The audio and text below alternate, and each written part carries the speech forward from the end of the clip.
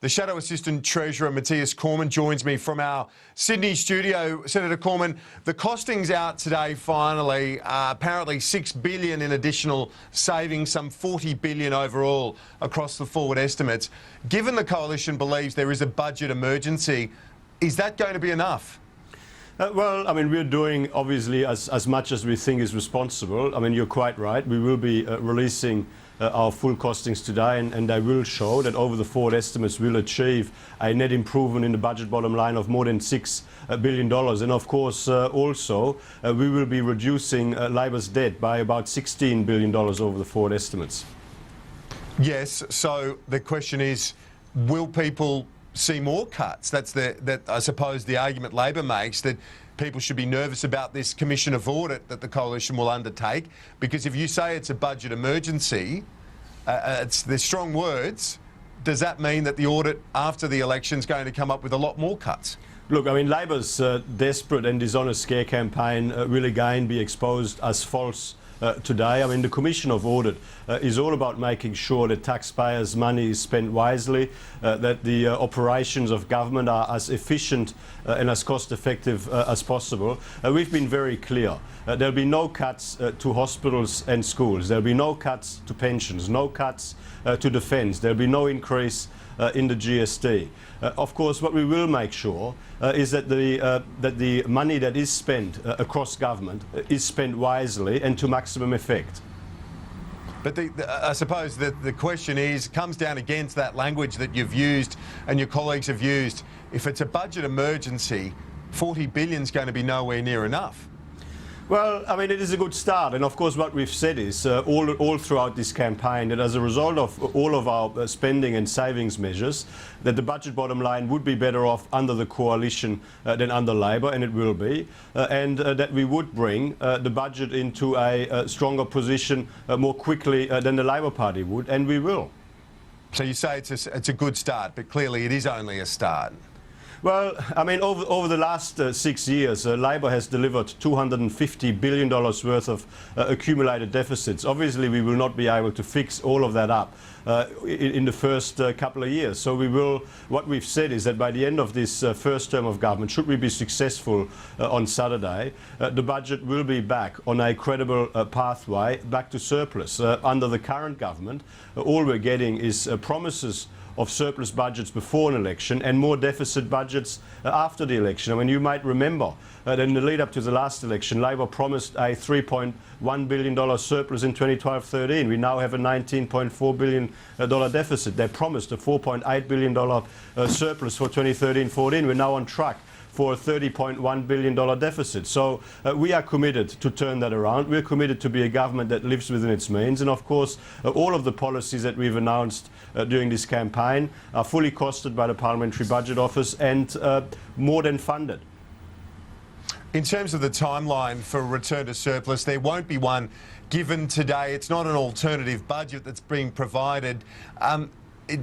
Basically, do we assume then that the timeline for a return to surplus, given the additional boost to the budget bottom line is only $6 billion across the forward estimates, that your timeline's pretty much the same as what the government's is, that a return to surplus in 16-17 looks the most likely at the moment? Well, Kieran, we can only vouch for our numbers, which is why we're giving you a full list of all of our policies and their costs broken down over the forward estimates, and we'll give you a full list of all of our savings measures and their value also broken down over the forward estimates. What we can't do, given Labor's past track record, is vouch for the numbers that the government has put out there. So really, the speed with which the budget can return to surplus really depends on the starting position that we would inherit if we are successful on Saturday.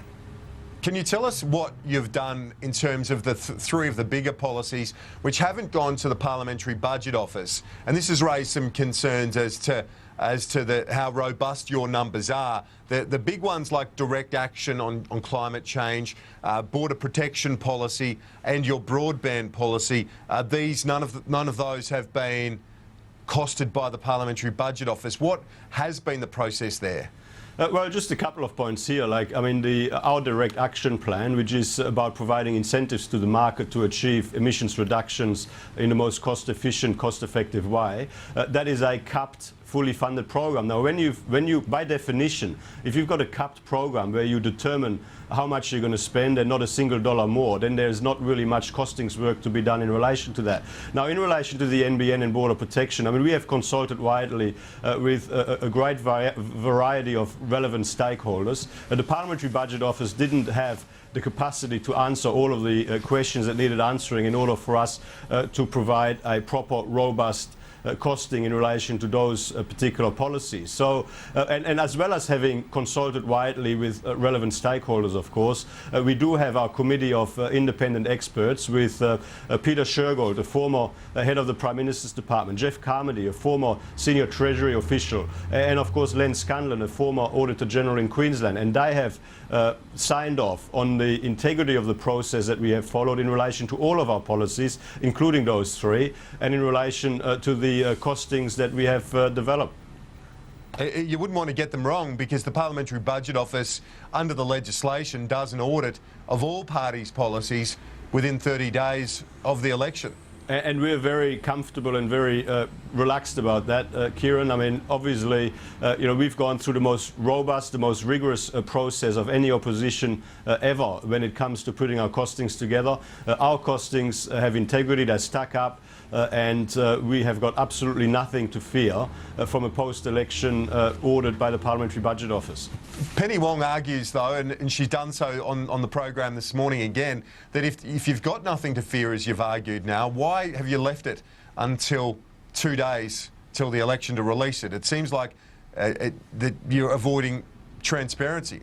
Well, that is just not right. We've gone through an orderly, methodical, structured process. We've been releasing policies until as late as yesterday, and of course you can only provide a full tally of all of your policies and their costs once you've released all of your policies. Let me add here, by the way, that the Labor Party has still not released a full tally of all of their costings consistent with the chart of budget honesty. What you would have seen in the information that was released by the government yesterday is that more than half of their policies have not had sign-off from Treasury. There's about 20-odd policies that will not receive a costing until after the election. Well, Senator Cormann, appreciate your time. Probably the last time we'll chat before the election. And thanks very much for your time this morning. Always good to be here.